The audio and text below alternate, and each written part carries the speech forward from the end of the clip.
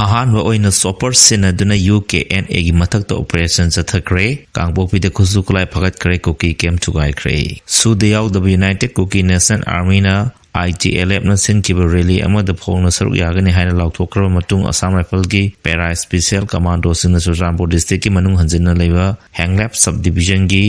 jungle singda operate tawduna leiba UKNA gi kadar sing matakta chopper sinaduna operation sing chathaduna UKNA na saramba mokhoi camp sing chukai haina pau sina phongtorali Assam Rifle gi para special forces commando singna UKNA gi mathakta chathagi operation adu nongthak amasung lekhadagi masing yamlaba commando singna hei singna chathagi bagalena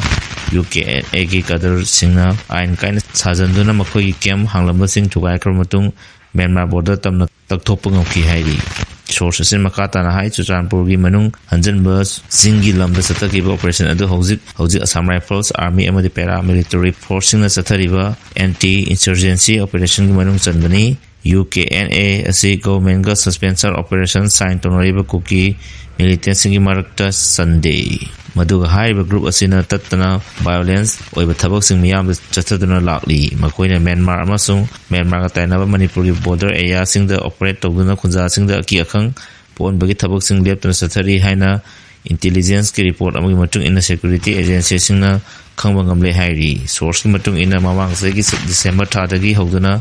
government asina IDP singbu khundalita nabagi damakta pakhat pathabak sing palladuna government asina ahanbat phase ki oina irang asina mayum makai yamna ka hena sokpa sing mayumda hanjalhanba amadi ani so phase ki oina irang asina mayum makai sing tamna man tan karba singbu union government gi flagship program housing haibadi nongna mayum sabiduna mayumda hanjanabagi thabak sing pakhat pa hokre adubu tambagi kunja sing haibadi singa tainabada leiriba kunja sing mayum thadoktuna channel matung mayum da hanjalakwa hawuda kuki khulai paiba group singna maru ena UKNA ni singnaba singna attack chathaduna kian khanbagi thabak thodok sing mikup nahum singna yengsenduna lakpani haina official source asina pungtorakli amar Assam Rifle gi special force ki personnel singna Kangpokpi district ki Wangnam khulda ngasi ongamda dathakiba anti insurgent operation da apamakali khusukulai sing phagakiba lena kuki militant singna saramba camp sing thugaiba ngamkre hairi official source na hai intelligence na pirakwa report amada yumpham oidena Assam Rifles ki special force ki personnel singna ngasi ayu anganbada Kangpokpi district ki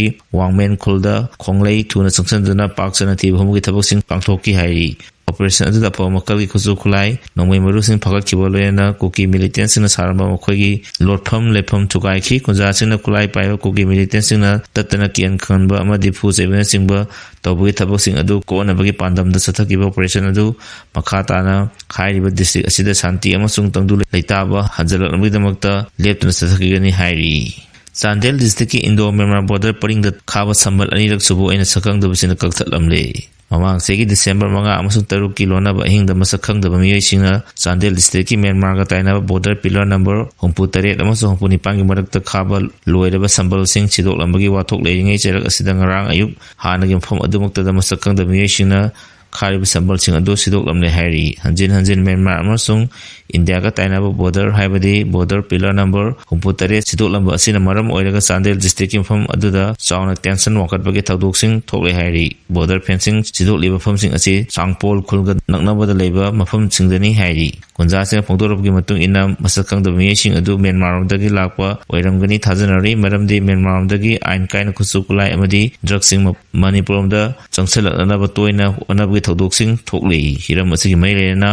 Molcham police station na FIR ama register tokre hairi ningsingba yai mamang segi December manga amasung taruk kilona bafam da hariba border fencing asi chidok lambaga loinana Government of India ki secretary Dr. Rajendra Kumar na thadumaki 18 da Manipur da hujik pakhaliba border fencing ki thabak sing numit ini chumni ingsanchi maduga border fencing thudek lambagi matang da sub ground reporting logdana pakhatpa yaba thabak sing pakhatnaba advice piramba lekre thawdo asi thokraba matung 13 suba Assam Rifles ki ahenwa security forcing no phom adu thajandana border sambal khawi thabak pakhaliba border road organizations gi construction siting ngak chenbi thabak sing paikhatlibani ngarang border gi fencing khari mafam aduda anirak subo aina masakhang da bami singna thugairamli ba sina maram oiraga security gi arrangement da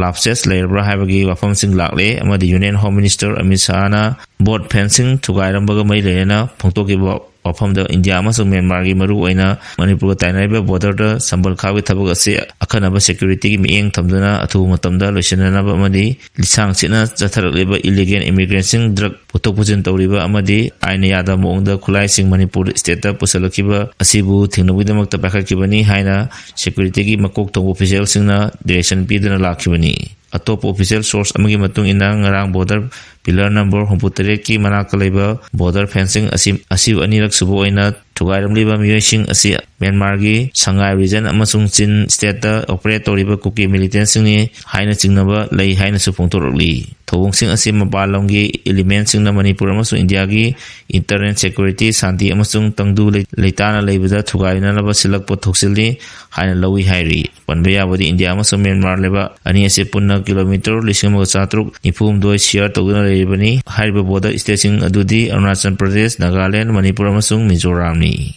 Sarkar sembagi sarang naringai da Biren amasung Sarda Delhi da kausankre BJP Central Lengana PR thamliba Manipur state da anova popular government ama semnabagi thorangliba serak asida hangi chief minister Nongthoma Biren amasung BJP Manipur Pradesh ki president A Sarda Devi ngasi central BJP leader singna kobudagi Delhi da paishan kre khongte asiga mai lena pangwi singna hangi chief minister N Biren Imphal ya da hangkiwa hangi pakum mayek singna pilam kide adubu Chandel district ki Myanmar ga tainaba border pillar number 63 manakta fencing tawribasing kaktatuna inthurambagi matangda central government soidaramaki akanba miyengsanglagani haina phongtoklamki state asida anova popular government ama chenabagi matangda hangkiba wahangi pakumdi piramkide BJP Manipur Pradesh ki president A Sarda Devi na pawmisingna makhatana hangkiba wahangsingi pakumsing amata piramdana mai lektoktuna chatki hairi panbiyai chief minister oiram N Biren resign tokra matungda Manipurda India constitution gi article number 353 ki makhada 2012 gi February 13 dagi hona center na Manipur state president's rule thamlakibani loina mamang sahi August 13 da Manipur da thamlakiba PR state tha tar mapung phaki aduga central lengana Manipur state ki oina leader khanba ngamdabadagi sahi asigi February 13 phawba makhata na PR sangtokhi serga asida 33 Manipur legislative assembly gi tamase 2023 ki February amasung March ki marakta loigadaba maramna Manipur state ki oina BJP na majority leina sarkar semba ngamdaba sibu center BJP lengakna hakchina lobo loina Manipur da anova popular government ama semri tangai phadaba adu khangladuna tangka humthona Manipur da popular government ama leinabgidamakta political amasung social sector gi khutangda Ministry of Home Affairs ki secretary North East in charge AK Mishra gi me makhada kuki amasung maitegi legislature amasung CSO singilu singwasing leptan unaduna wari sanaba hokre hojik oiriba Manipur gi political gi phibam ase tongan ba legislature singna makhoi gi matching phongtok laduna lengak semgani natraga semloi haibasi tang tabu khangba ngamdri adubu lebak miyamadi Manipur da thu matamda popular government haibadi sei asigi Republic Day gi thorongi amang BJP Central lengakna Manipur da anova government ama semba yabagi oithokpasu lei haina tongan moching pinari